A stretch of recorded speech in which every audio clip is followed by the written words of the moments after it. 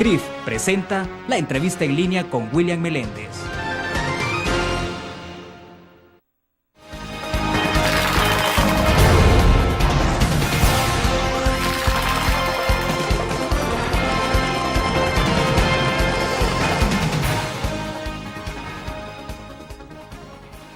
Es lunes 12 de septiembre de 2011. Es usted bienvenido a la entrevista en línea de La Prensa Gráfica. Un abrazo a quienes nos ven en nuestro país y el mundo a través del www.laprensagráfica.com. También a nuestros televidentes que están con nosotros a las 9 de la noche en canal 25 y 95 en cable de Tigo. Pueden enviar sus comentarios. Estamos transmitiendo en tiempo real desde la sala de redacción de La Prensa Gráfica. Con nuestro invitado tenemos varios temas en la agenda del análisis o la reflexión: el aumento de los homicidios en el presente año respecto de 2010, el combate de las extorsiones, las escuchas telefónicas pendientes y el anuncio que se pretende de recuperación de armas y que también lo ha hecho la Fuerza Armada. Y otros temas más que desde luego están en nuestra agenda sobre este tema de la situación de violencia en nuestro país. Nos acompaña en nuestros estudios Howard Cotto. Él es el subdirector de investigaciones de la Policía Nacional Civil. Comisionado, un gusto, bienvenido. ¿Qué tal? Muy buen día y saludos a todos los que nos sintonizan. Perfecto, gracias subdirector por estar con nosotros. Reitero el agradecimiento de parte de nosotros en la entrevista en línea.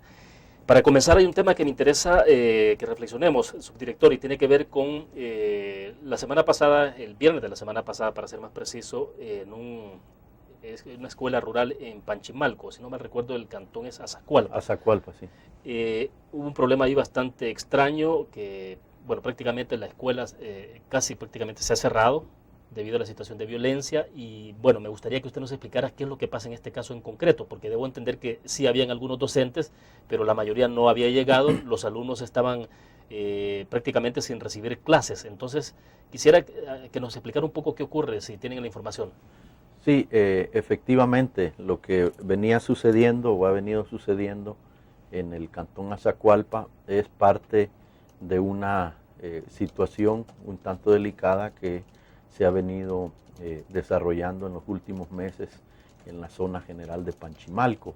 No tiene que ver únicamente con el cantón Azacualpa, sino con también otros lugares que circundan el municipio de Panchimalco, donde hemos enfrentado un problema de incidencia de pandillas principalmente, pero con ciertas peculiaridades. Y es el hecho de que en este lugar tanto una de las pandillas como la otra tienen una incidencia relativamente fuerte, y por tal situación el enfrentamiento entre las mismas ha sido muy grande. Nosotros hemos desarrollado algunos operativos de investigación que han impactado en la zona, no así tanto en la zona de Azacualpa, donde nos encontramos trabajando ahorita, sino más en la zona de Rosario de Mora, sí. y zonas aledañas. Lo que sucede aquí es esto, y se ha venido generando una situación en la cual el centro escolar y en específico los profesores han considerado que la situación de seguridad de ellos es un tanto vulnerable, no tanto por su condición en el centro escolar, sino que el temor de ellos está más enfocado al trayecto, porque la mayoría de ellos no viven en el lugar, al trayecto. Deben de caminar bastante. Caminar o transportarse en cualquier medio que lo lleve hasta su centro escolar, y ellos enfrentan temor por el trayecto, o sea, claro, el ir y venir todos los días hacia el lugar y las consecuencias que ellos pudieran enfrentar. Entonces, los profesores lo que últimamente habían estado haciendo es que visitaban solo ciertos días el centro escolar, dejaban trabajos a los chicos y luego llegaban y lo revisaban, pero claro, esto altera significativamente el quehacer educativo, ¿verdad? Claro, porque claro, no es lo mismo como estar dando clases de forma ordinaria. Perdone, y entonces esta es la situación que enfrentamos, y nosotros ahorita estamos viendo cómo, y ya lo manifestó incluso el director general, cómo vamos a asegurarnos de que los profesores puedan asistir y dar sus clases de forma ordinaria para no afectar al alumnado. Explíquenos, ¿Sí hay amenazas concretas para los profesores o porque en el centro escolar no ha habido problemas? No, dentro del centro escolar, hasta donde conocemos, no ha habido ningún problema. Las amenazas concretas pueden existir, algunas se nos han dado a conocer, pero los profesores han enfrentado más que todo una situación que obviamente respetamos de temor a su presencia ahí y a su movilidad desde Panchimalco, las zonas que ellos tienen que llegar hasta Azacualpa. De acuerdo. ¿Y qué es lo que se puede hacer en este caso, subdirector? Pues nosotros ¿Hay algún dispositivo especial o qué hacer? Nosotros estamos viendo específicamente eso e incluso dentro del análisis que estamos haciendo sobre esta situación con la policía local, con la delegación de San Marcos, obviamente, que es la que le corresponde jurisdiccionalmente la presencia en la zona, con los grupos conjuntos entre policías y Fuerza Armada, ver qué medidas podemos tomar tanto en torno al centro escolar como con los profesores. Nosotros no hemos descartado, no en este momento no lo estamos confirmando. Me imagino que si esa medida se toma, el director la dará a conocer públicamente, pero incluso estamos considerando la posibilidad de tener medidas de acompañamiento a los profesores mientras se dirigen hacia el centro escolar y regresan del centro escolar hacia sus viviendas o hacia un determinado punto. ¿Un dispositivo diario? Tendría que ser un dispositivo diario en caso que esa fuera la medida más atinada.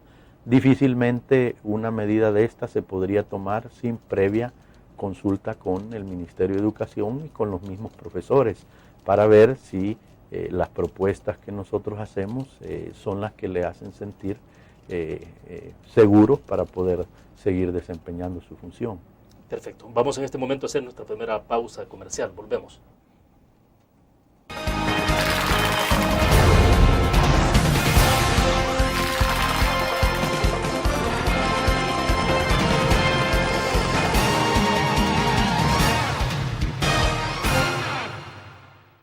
¿Qué te parece si este año descubres nuevos destinos?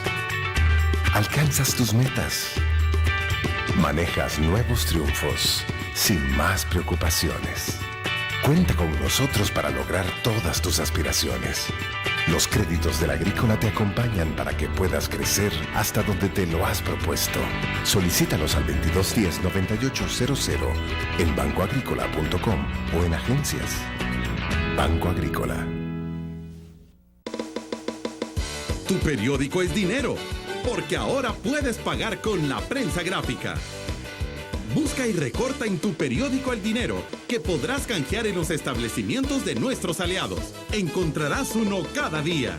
Compra con la prensa gráfica y encuentra una buena noticia para tu bolsillo. Con la prensa gráfica lo compras. Con la prensa gráfica lo pagas. La prensa gráfica. Noticias de verdad.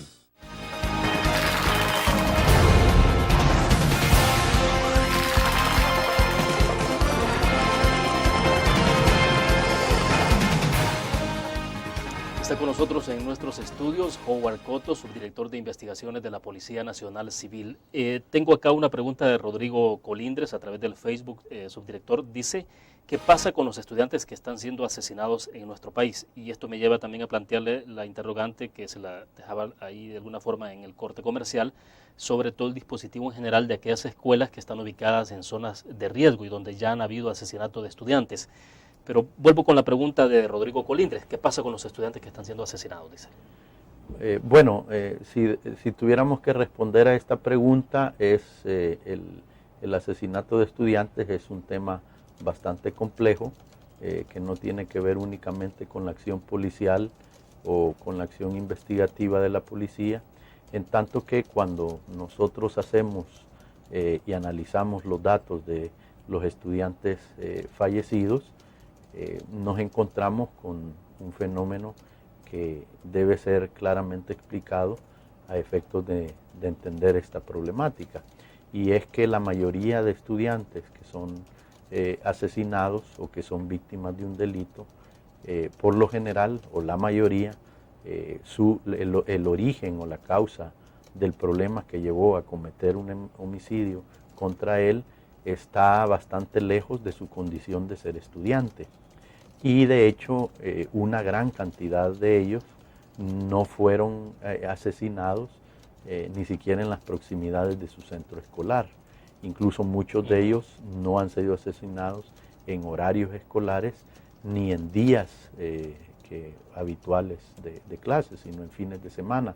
Es decir, que logramos ver que si bien hay muerte de estudiantes, una gran cantidad de estos casos tienen que ver con otras acciones que ellos realizan, claro, o otro tipo de actividades que están más vinculados a su relación con el entorno donde viven que a la mera condición de ser estudiantes. ¿Y esto, perdón, les lleva a ustedes a replantear el enfoque de cómo enfrentar el fenómeno en las escuelas entonces? Exactamente, porque no podemos partir del criterio de que hay una acción dirigida de algún grupo en específico únicamente para matar estudiantes por el hecho de ser estudiantes, ¿verdad? Sino porque cuando uno viene a ver, por ejemplo, algunos de ellos se han resistido a integrar pandillas cuando ya tienen contacto con ellos, han tenido alguna desaveniencia con algún miembro de pandillas, incluso algunos de ellos han tenido ya previamente, antes de ser asesinados, antecedentes delincuenciales, han estado participando del cobro de la extorsión, de la distribución de droga, etcétera. Es decir, cuando uno viene a ver una alta cantidad, una gran cantidad de personas que pierden la vida en nuestro país, oscilan en las edades de los 18 a los 30 años. Esa, claro, es la cantidad más fuerte, que es precisamente la franja de edad en las cuales tenemos a los estudiantes. Pero esto es importante para nosotros analizarlo, ¿verdad? Porque de esa forma es que uno puede diseñar o proponer medidas que lleven o que conlleven, claro, a que estos hechos se den cada vez menos. Pero entonces pensaba que cuando se plantea ese fenómeno de esa forma que usted lo está explicando, la situación no se va a detener con meter policías dentro de una escuela, por ejemplo. O sea, correcto. Entonces, ¿cuál es el método que ustedes están encontrando más adecuado? Qué bueno que me dice esto, porque fíjese usted que efectivamente de la totalidad o el universo de delitos que giran en torno a este fenómeno de los estudiantes asesinados o víctimas de delitos, nos damos cuenta que un muy bajo porcentaje, pero muy bajo, son cometidos al interior del centro escolar. Casi todos son o en su cercanía, que ni siquiera son la mayoría, o en otros lugares, en sus comunidades donde viven, etcétera.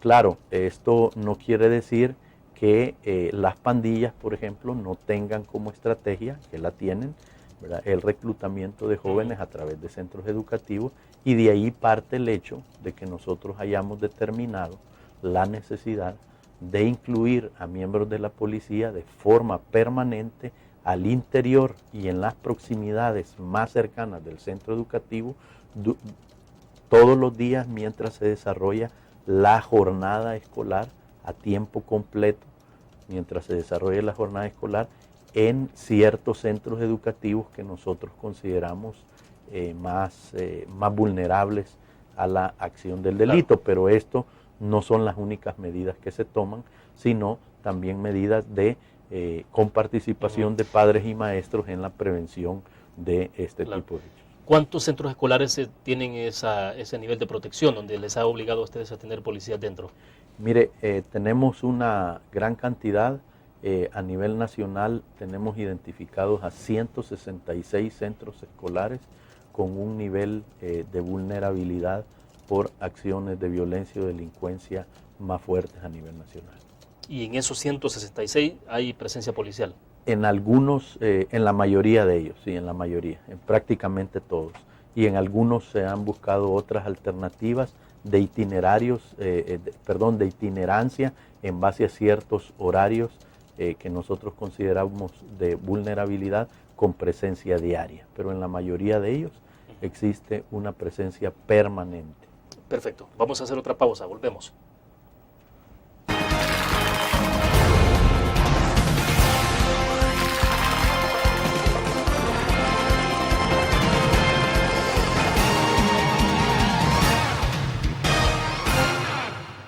¿Qué te te parece si este año estrenas ilusiones?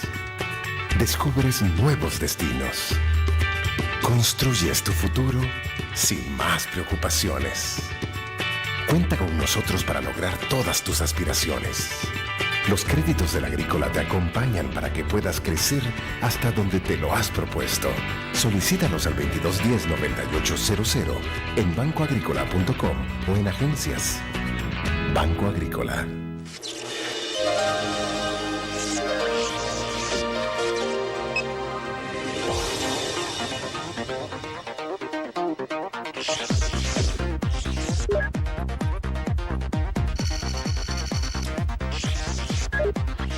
Estimulamos tus sentidos para que leas, veas, escuches e interactúes con la verdad. LPG Multimedia.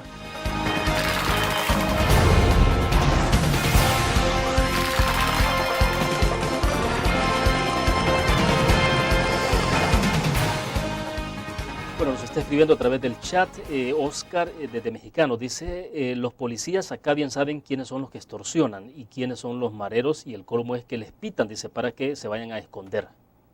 Bueno, una especie de reclamo acá en torno a esto, más bien a la actitud del policía frente a los pandilleros, eso mencionado. Sí, bueno, no conozco el caso en particular. Yo siempre hago un llamado a la ciudadanía que cuando esto sea así, gracias por brindar esa información, tenemos que revisarla. Por esa situación es que nosotros hemos procurado en estos últimos años fortalecer tanto las unidades de investigación interna y de supervisión de procedimientos policiales a través de la Inspectoría General, como la unidad disciplinaria, la unidad de control, asuntos internos, etcétera. Y si eso estuviera pasando tal como lo manifiesta quien nos ve, pues le agradecemos mucho la información. Ahora, hay que también en esto entender algunos fenómenos que se dan. Él mencionaba inicialmente, la policía sabe quiénes son, pero no los detiene, ¿verdad? Hay que entender que la policía está en la capacidad, y de hecho lo hace, detiene a muchas personas por el cometimiento de delitos, pero esto pasa por una condición prácticamente indispensable, ¿verdad? Que es la colaboración ciudadana, sobre todo cuando se trata del delito de extorsión, tal como él lo decía. La denuncia ciudadana es determinante, ¿verdad?, para poder avanzar en las investigaciones, y eso es lo que procuramos. Sin embargo, la Policía Nacional Civil en esa dirección creemos que hace su trabajo. Bueno, le puedo dar yo ahorita a usted el promedio diario. Nosotros detenemos a razón de 155 personas al día en este país, ¿verdad? Es decir, la actividad policial es bastante fuerte en esa dirección. Eso es por diversos delitos.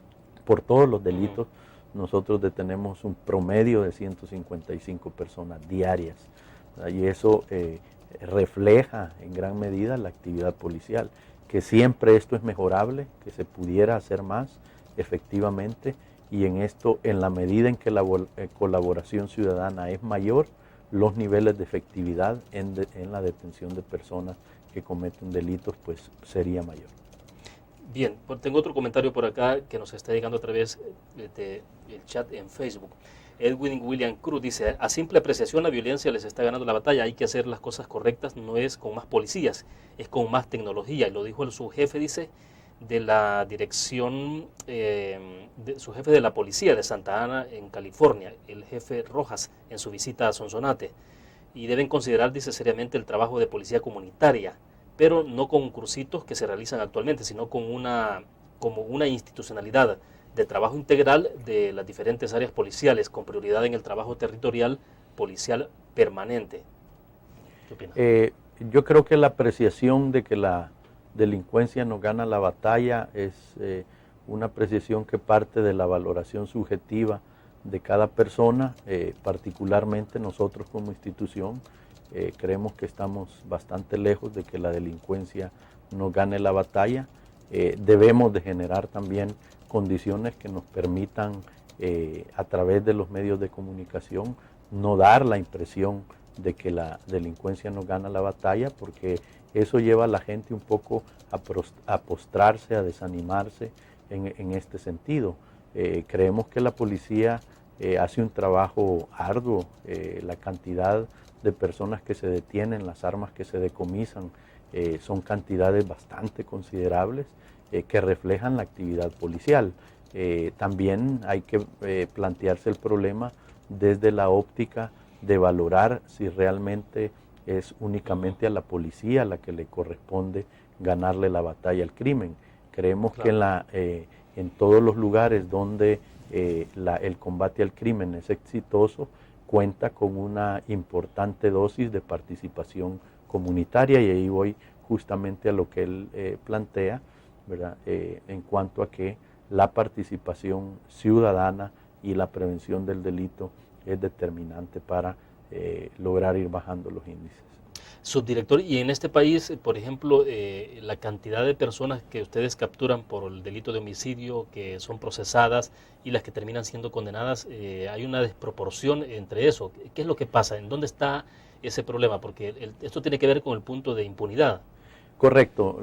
Bueno, realmente responder a esta pregunta desde la óptica policial es un poco complejo, porque usted sabe perfectamente que la parte acusatoria le corresponde a la Fiscalía General de la República, y la condena o no de una persona tiene que ver más que todo con el órgano judicial y las consideraciones que ellos hacen para ello. Pero de alguna forma ustedes están en primera línea, es decir, la gente cuando habla de todo este tema de impunidad y todo esto, hace más referencia a la policía, pero no se ve todo el proceso, la cadena que lleva esto hasta que una persona puede ser condenada. Sí, efectivamente, y ese es un tema que siempre es importante analizar.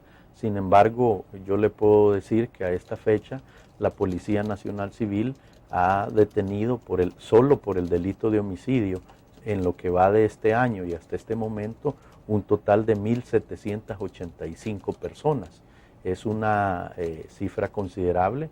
Si usted hace una división de cuántas personas se detienen al día por el delito de homicidio, ve que la actividad policial realmente es fuerte en esa dirección, ¿verdad? Y que también hace falta ir avanzando en elevar la cantidad de personas que son condenadas por este delito, pero a la policía le corresponde investigar y detener a todas aquellas personas que pudieran haber participado, y la cantidad, como se la digo, no es nada despreciable. Para cerrar este segmento, ¿usted se da por satisfecho del trabajo que está haciendo la policía? Nosotros creemos que podemos hacer más, pero también creemos que el trabajo que realizamos es fuerte, es importante, impacta significativamente al crimen, y que evidentemente si logramos articular como país, me refiero, no como policía, en los niveles que todos los sectores vibren, al igual que la policía, en el interés del combate al delito, podemos ir bajando los niveles de violencia y delincuencia que hay en nuestro país. Perfecto, vamos a otra pequeña pausa, volvemos con más de la entrevista en línea.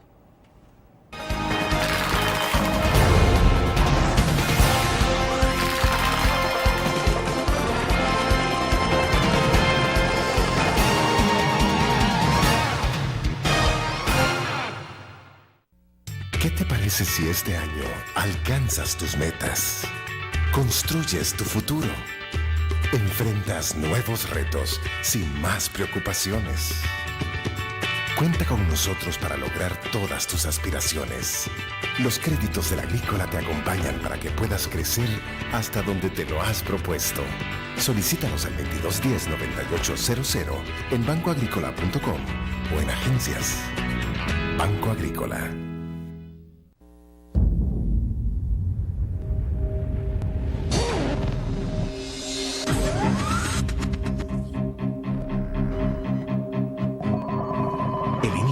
Estrategia financiera desde los negocios y la actividad económica hacia toda Centroamérica.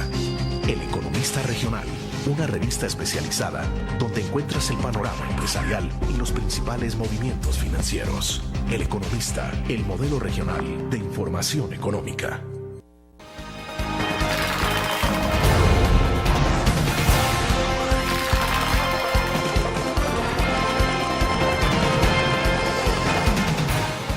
Bueno, Rodrigo Colindres nos está replicando sobre el primer comentario que él hizo sobre este tema de los homicidios y algo más. Dice, solo aclarando, no me refería únicamente por ser estudiante, sino que están matando a nuestra juventud. Es preocupante, dice, que ya es algo normal en estos días ver que todos los días no solo muere el promedio de 13 personas diarias, sino además ahora ya tenemos muertes de jóvenes a diario. Asumamos, dice, la responsabilidad y demos soluciones a nuestro pueblo.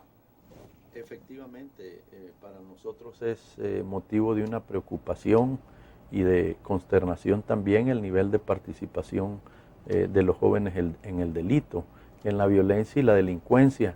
Y cuando yo me refiero a jóvenes en el delito, no solo me refiero a los jóvenes como víctimas, sino también como victimarios, porque si analizamos la cantidad de detenidos que se hacen a diario y la cantidad de personas que se condenan por los delitos de homicidio, de extorsión, robo, hurto, violación, etcétera, vemos que lamentablemente también la participación como actores del delito de los jóvenes es muy alta, y eso debe de ser motivo de preocupación en el sentido de analizar a profundidad cuáles son las causas que llevan a los jóvenes a ser partícipes del delito. Es decir, hablábamos de homicidios de estudiantes al principio, sí, claro.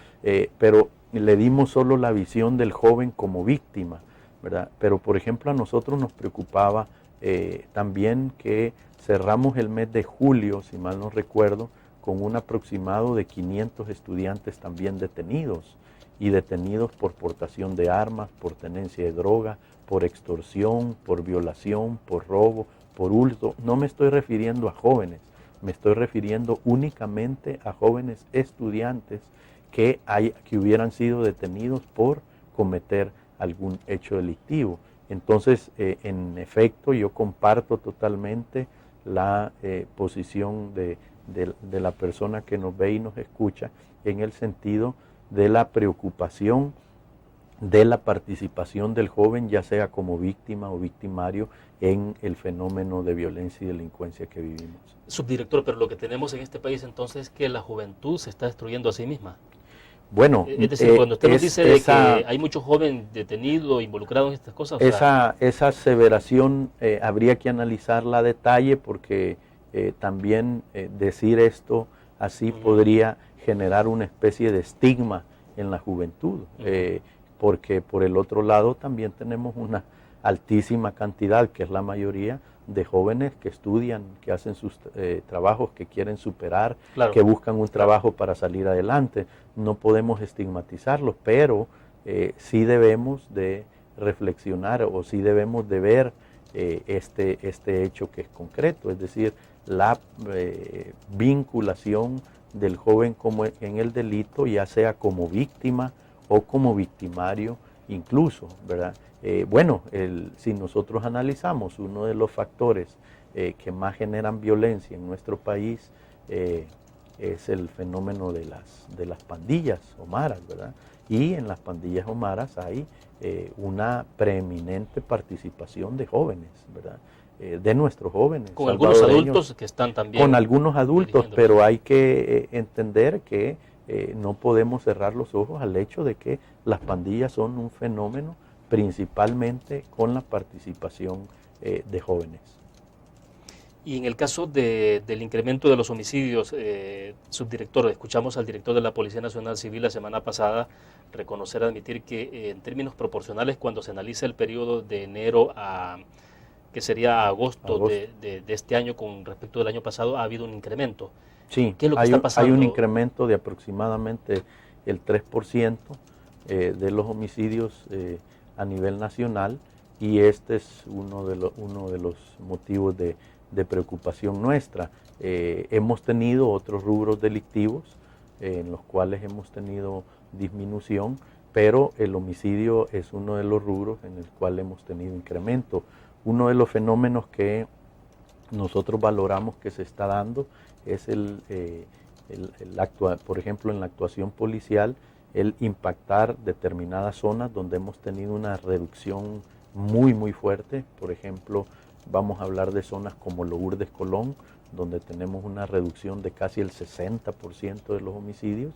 ¿Verdad? También en otras zonas que podríamos nombrar aquí hemos tenido niveles de reducción, incluso en Oriente y en otras partes del occidente del país. Eso nos ha generado también que hayan otras zonas donde los índices se han incrementado y vemos con preocupación zonas como Sonsonate, vemos con preocupación zonas como Apopa, como Panchimalco, que ya hablábamos al principio, donde hemos tenido índices de incremento. Bien, vamos a hacer otra pequeña pausa y volvemos con más sobre este punto en específico que sí nos interesa explorar un poco más. Volvemos.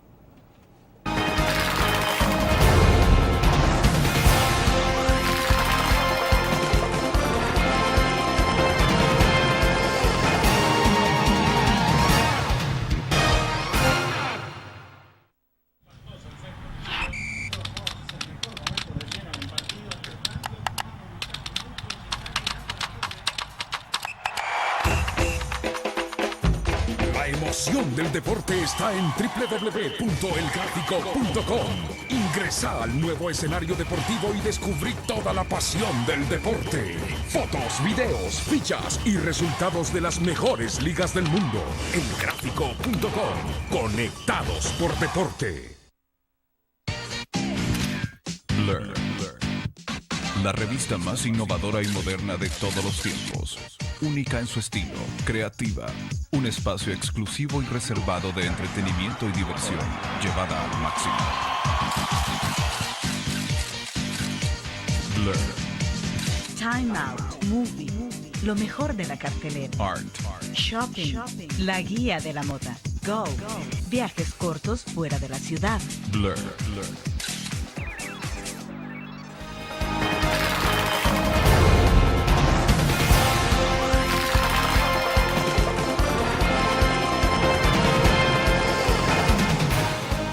Bueno, reflexionábamos en el corte comercial dos cosas. Una es que evidentemente no es una responsabilidad esto de enfrentar esta situación de violencia exclusiva de la Policía Nacional Civil, pero bueno, y eso creo que es importante que usted nos profundice un poco más, pero también sobre el punto de este fenómeno que usted dice, bueno, las zonas en las que ha habido disminución sensible de los homicidios y cómo se ha incrementado en otros sitios. Es decir, está claro entonces que en la medida en que ustedes se están apretando en algunos sectores, me imagino que estas personas que son pandilleros o están acostumbrados a delinquir se están mudando a otros sitios.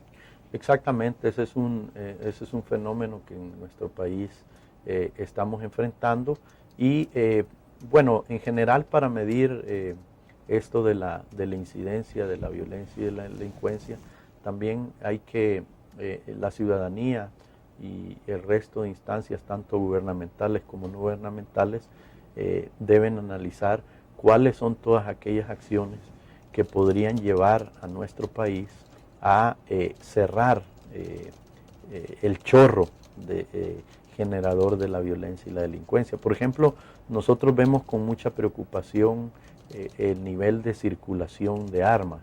Hemos visto incluso con preocupación en las últimas fechas, que ustedes han sido testigos de ella, cómo incluso las ventas de armas en nuestro país en alguna medida están siendo utilizadas para el tráfico ilegal de armas de fuego. Son ventas legalizadas. Son ventas legalizadas que al final optan por, a fin de sacar dividendos económicos, hacer o participar del delito de venta ilegal de armas. Y a nosotros nos llama la reflexión, por ejemplo, el hecho de que a esta altura del año nosotros tenemos un total de 3.191 armas que hemos decomisado a nivel nacional. ¿Qué significa eso?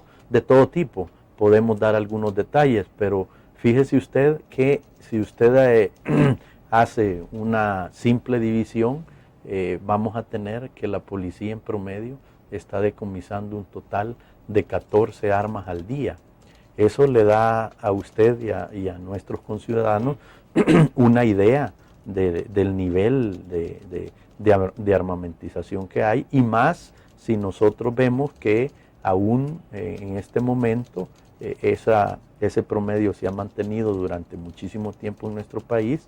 El 75% de las víctimas de homicidio mueren a causa de un arma de fuego. Imagínese que en lo que va del año, solo en lo que va del año, la policía ha decomisado un total de 185 fusiles, 40 granadas, por no hablar de las 1.459 pistolas y de los 1.039 revólveres que hemos decomisado, es decir, y ahí faltan todavía las escopetas, subametralladoras, es decir, aquí estamos hablando únicamente de las armas que la policía decomisa al día. Claro. Un total de 14, no estamos hablando de los niveles de circulación de armas, sino solo del decomiso, que nos dan una idea del fenómeno, ¿verdad? Por ejemplo, el otro fenómeno que afecta significativamente, que es la forma en que en nuestro país se comercializan los teléfonos celulares y cómo el crimen puede hacer un uso prácticamente indiscriminado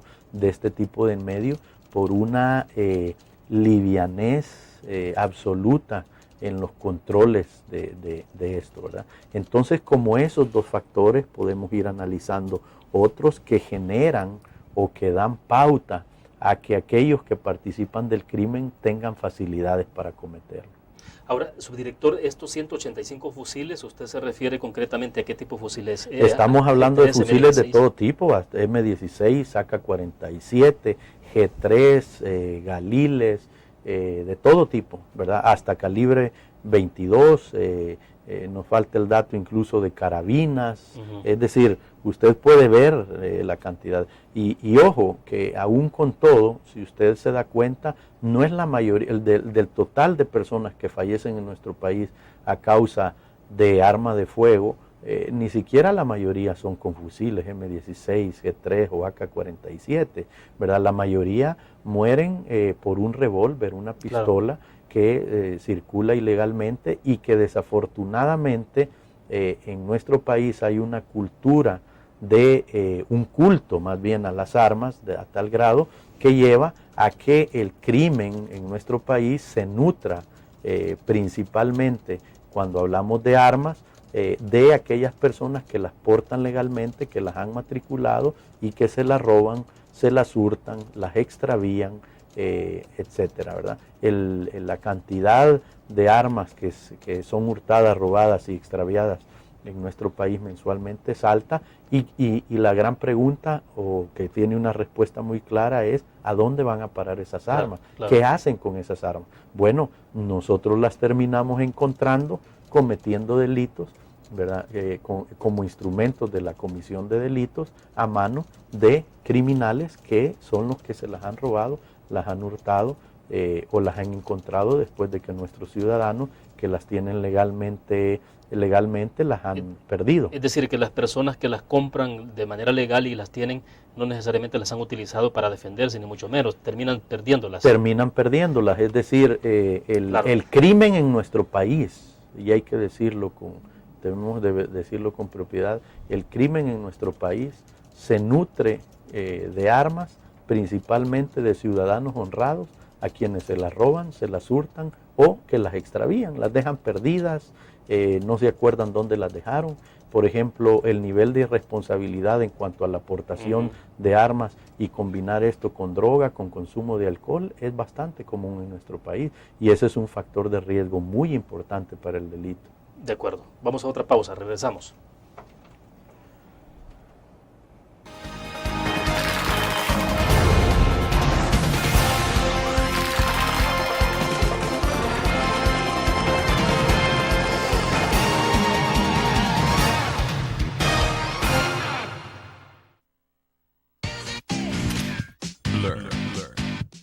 La revista más innovadora y moderna de todos los tiempos.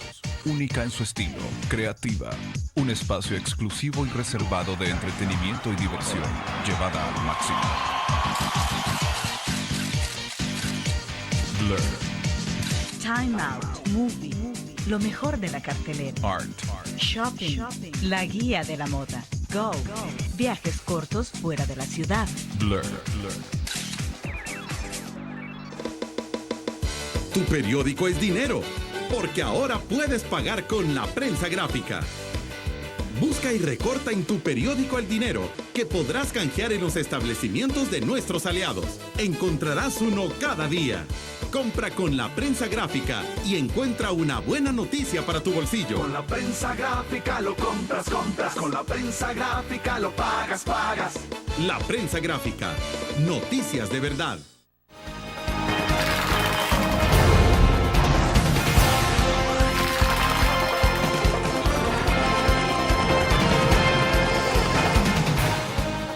Subdirector, bueno, interesantes los datos que nos comparte sobre esto del uso de las armas cortas, el concepto que usted nos dice, el culto a las armas que tenemos en este país. Estamos hablando de las armas largas, armas de uso privativo de la Fuerza Armada, y un poco me quedaba reflexionando sobre las armas de uso privativo de la Fuerza Armada, porque, como usted nos decía, no son esas las que privan a la hora de la comisión de los delitos de manera fundamental, aunque hay excepciones donde han usado armas largas. Claro. Pero ¿cuál puede ser el sentido entonces tener armas largas en este país? En algún momento incluso recuerdo a alguien que decía el temor de que las pandillas pudieran estarse apertrechando de armas largas para intentar dar golpes de suerte ya fuertes contra la Policía Nacional Civil. Eso no lo podemos descartar. Sin embargo, no hay que perder de vista que el interés más marcado de los grupos criminales en nuestro país está sobre las armas cortas.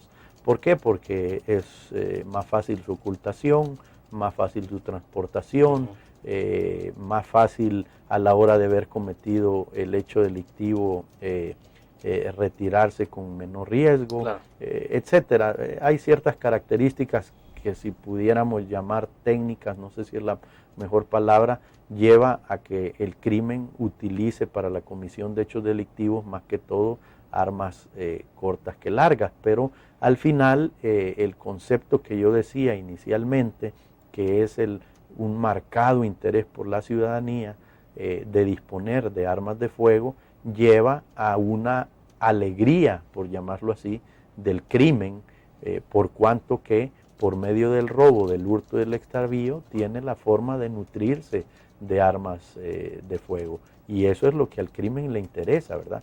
Que usted, como ciudadano que porta legalmente el arma, yo se la pueda hurtar, yo se la pueda robar, se la puede hurtar cuando la deja, por ejemplo, al interior de su carro, o usted la terminará perdiendo, y quien accesará a esas armas es el criminal que las va a utilizar para la comisión de hechos delictivos. Claro, me imagino que ustedes tienen ese contraste de desinformación, donde es el tipo de armas utilizado en un homicidio, prácticamente sí, todas han sido robadas, o sea, exactamente, pocas armas me imagino que se utilizan por el dueño del arma. Lo que sucede es que también el crimen, en muchas ocasiones, a fin de borrar la huella de un hecho delictivo cometido, que es el robo o el hurto del arma, procura la forma de eliminar los números de series del arma, ¿verdad? Y entonces eso obliga a un análisis más exhaustivo de parte de la policía, más técnico, que es determinarlo a través de la balística, ¿verdad? Determinarlo a través de la huella balística, que lleve a ver si esa arma había sido legalizada o no. Ahora, ¿nuestro país está siendo utilizado como puente en el tráfico de armas?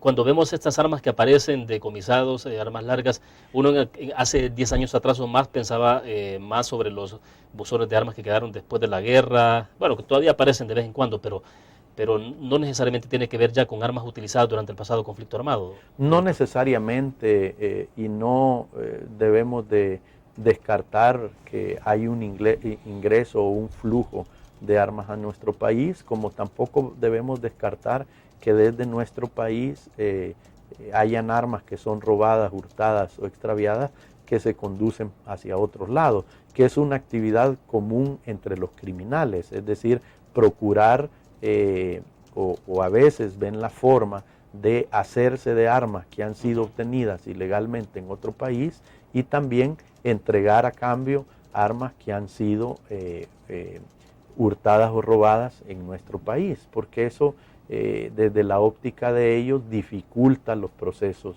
de investigación, claro, ¿me entiende? Claro, claro. Un delincuente se siente mucho más tranquilo cuando le dicen que el arma que le están vendiendo ilegalmente no fue robada, hurtada o extraviada en este país, sino en otro. Sí, porque acá tenemos un registro. Lo mismo sucede con un criminal en el extranjero que prefiere comprar un arma que es obtenida de otro país. Subdirector, pasando a otro tema que tiene que ver con el Centro de Escuchas Telefónicas, finalmente esto está en manos de la Fiscalía General. ¿Ustedes ya saben cuándo va a entrar en operaciones? ¿De qué manera está coordinando o va a coordinar la PNC en este esfuerzo? Nosotros no tenemos la fecha exacta, esa es una determinación que tendría que hacer la Fiscalía. También es determinación de la Fiscalía la conveniencia o no de divulgar esa fecha, ¿verdad? Pero nosotros ya hemos avanzado en lo que a la participación policial se refiere. Lamentablemente es un tema en el cual, bueno, nosotros sí inicialmente debemos de expresar una alta expectativa y un alto interés en su funcionamiento, pero que obviamente, o por obvias razones, hay detalles sobre el Centro de Intervención a las Telecomunicaciones que no se pueden dar a conocer porque no es conveniente y que en última instancia sí se dan a conocer, debe de partir de lo que la Fiscalía General de la República considere que debe de darse a conocer. ¿El centro de escuchas será clave para el combate de todo tipo de delitos o usted cree que esto tendrá más énfasis en ciertos delitos?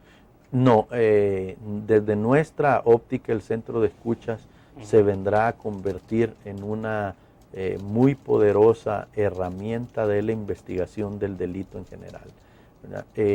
Claro que el énfasis está, o el enfoque central, como en cualquier otro país del mundo, está hacia el crimen organizado, pero uno no debe descartar a priori ningún caso de investigación que en el cual el centro de escuchas dé un aporte. Hay que entender con claridad algo: el centro de escuchas no investiga, el centro de escuchas nutre de insumos a los investigadores, tanto policías como fiscales, para hacer avanzar el caso, pero no debemos crear en la ciudadanía la idea de que el centro de escuchas es un ente investigativo per se, que inicia y finaliza una investigación. El centro de escuchas brinda los insumos o información que sirven en el marco de otros elementos de prueba, como prueba científica, declaración de testigos, etcétera, a fortalecer y agilizar el proceso de investigación de cualquier hecho delictivo. Perfecto, vamos a la última pausa comercial y volvemos.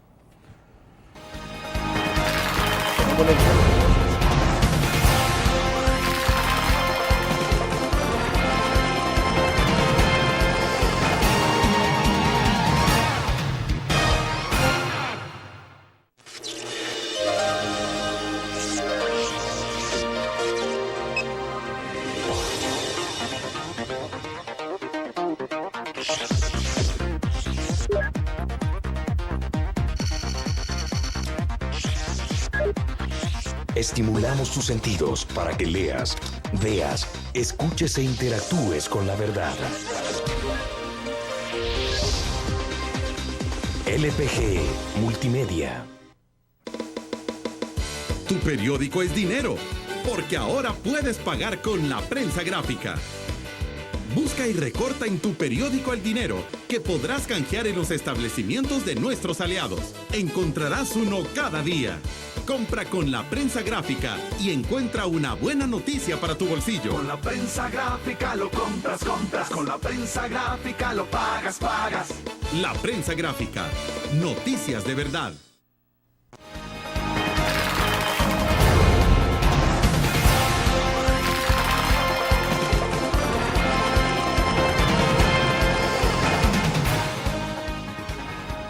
Bien, desde el pasado viernes dejamos planteada una pregunta, una encuesta que hacemos estrictamente a través de Facebook y participan desde luego quienes nos siguen en Facebook a través de los amigos o fans. La pregunta es, ¿qué cree usted que se requiere para hacer frente a la violencia en el país? Vamos a ver, está ahí puesta en pantalla la pregunta y el resultado, las opciones que dejamos. Aumentar el presupuesto para seguridad pública, 0 votos. Aumentar el número de policías, 3 votos. Y mejorar coordinación entre órganos ejecutivo, judicial y legislativo, tiene usted el resultado. Hay 23 votos a favor. Ese es el resultado de la encuesta y obviamente hay algunas preguntas que la leeré rápido. Sonia Espinal dice, leyes más duras y dejar de proteger a los delincuentes solo por ser menores de edad. Sarbelio Iglesias, la pena de muerte. Alejandro Velázquez, las leyes sin acción no sirven, ya que tenemos varias leyes para los delincuentes, pandillas, y ellos hacen lo mismo que los abogados, jugar con ellas para salir libres. Necesitamos unidad para eliminar la criminalidad en nuestro país, ya que nos afecta a la mayor parte de la población. Charlie Sapp dice, hay que comenzar limpiando desde los altos funcionarios corruptos y luego hacia abajo. Luis Aguilar, creo que en esto todos debemos contribuir, empezando por los medios, no omitiendo la violencia en nuestro país, sino rescatando valores y sacando del aire tanta programación basura, desde novelas hasta musicales, entre comillas, donde se propagandiza y se exalta todas las actitudes, acciones y vicios desencadenantes de la violencia, hasta llegar a veces a justificarla como atributo de libertad. Bueno, esos son los resultados. Cierro con eso. Subdirector, quiero escuchar su opinión. Mire, bueno, yo voy a abundar un poco sobre lo que ellos han dicho, pero me parecen opiniones sumamente acertadas. Por ejemplo, se habla de las leyes, del trato a los menores. Al final me da la impresión que hay muchos de estos aspectos que tienen que ver con la Asamblea Legislativa, con lo que ahí se pueda generar iniciativas, pero queda en el ambiente una cosa que a mí me parece muy clara, y es el hecho de la participación de todos los sectores, incluso de los medios de comunicación, en la prevención de esto, porque creo que uno de los ciudadanos hizo acotó ahí algunas frases que yo las podría resumir en una especie de culto a la violencia, ¿verdad? Vemos, por ejemplo, por los medios de comunicación, una exaltación y una casi justificación de la violencia como modo de comportamiento. ¿Usted qué opina, subdirector, de esas novelas? No, totalmente en contra, y es lamentable los niveles de ranking que tienen y la disposición de todos o muchísimos medios de comunicación a hacerse de dinero a partir de divulgar telenovelas donde, por ejemplo, se hacen héroes a los narcotraficantes o a las narcotraficantes, donde se exalta la violencia, donde uno puede ir al cine, por ejemplo, y ver las salas llenísimas de gente en aquellas películas donde, si uno contabiliza, aparecen en escena en 2 horas 60, 70 personas muertas o más. Es decir, y ver como un héroe a aquella persona, el que más mata es el que más relevancia tiene. Es decir, hay un gran culto a la violencia, un gran culto a las armas. Ese culto del cual hablábamos, a las armas, también no nace de la nada, y no nace únicamente de nuestro pasado histórico con relación al conflicto armado, sino que también se va germinando a partir de esa actitud, de ese amor por las pistolas, por los fusiles, por todo lo que mata.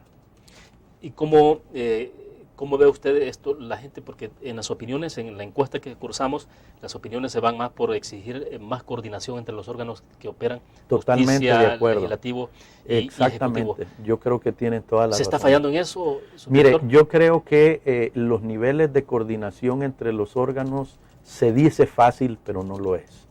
Y yo creo que en esa dirección se ha avanzado mucho, pero todas las instancias del Estado que realizamos esta función debemos de aspirar a unos niveles más altos.